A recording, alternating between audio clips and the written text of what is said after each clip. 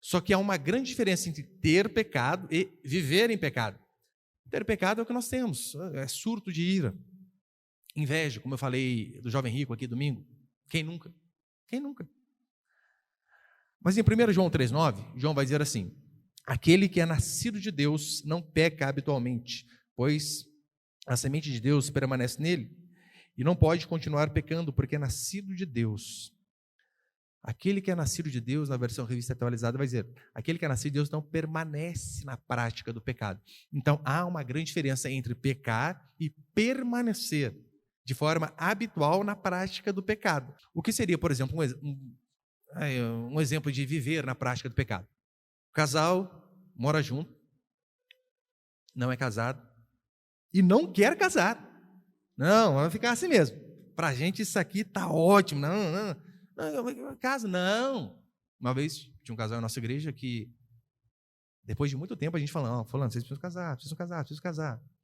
E a moça falou: pastor, a gente não vai casar, não adianta insistir. Por quê? Porque se eu casar, eu perco a pensão do meu ex-marido falecido.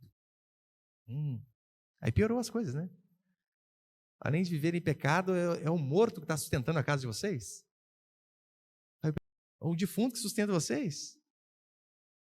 Pastor, mas a pensão é gorda. Dane-se. Vocês preferem ir com uma pensão gorda para o inferno? É isso? Então, viver no pecado é a pessoa que, eu estou errado, mas vou continuar assim.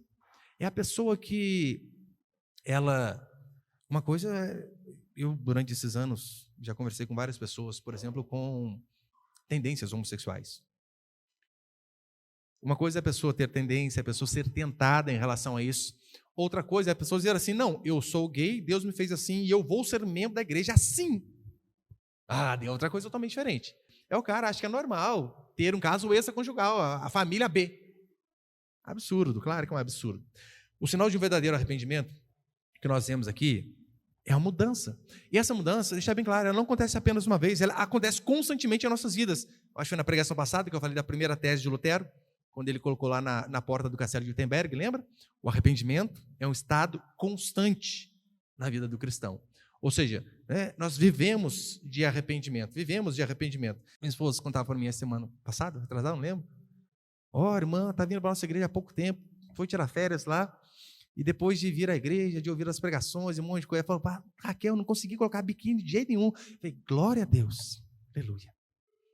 Por minhas irmãs aqui, tinha que ir tudo de burca, né, na praia. Só o olhinho, aquele de tela ainda, né?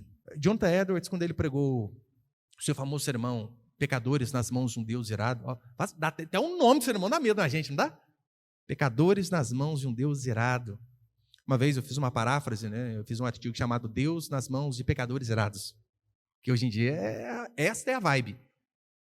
Ai de Deus se não fizer o que o povo manda, ai de Deus.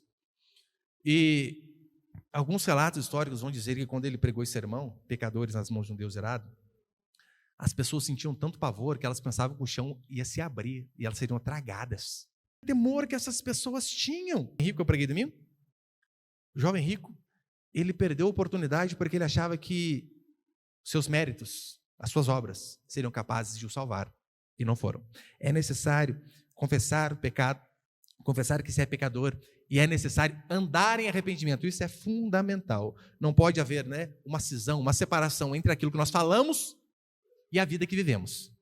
Você falar que você acredita, isso você pode falar da forma correta, professar a fé correta, só que se você não vive de acordo com aquilo que você diz, você está sendo hipócrita.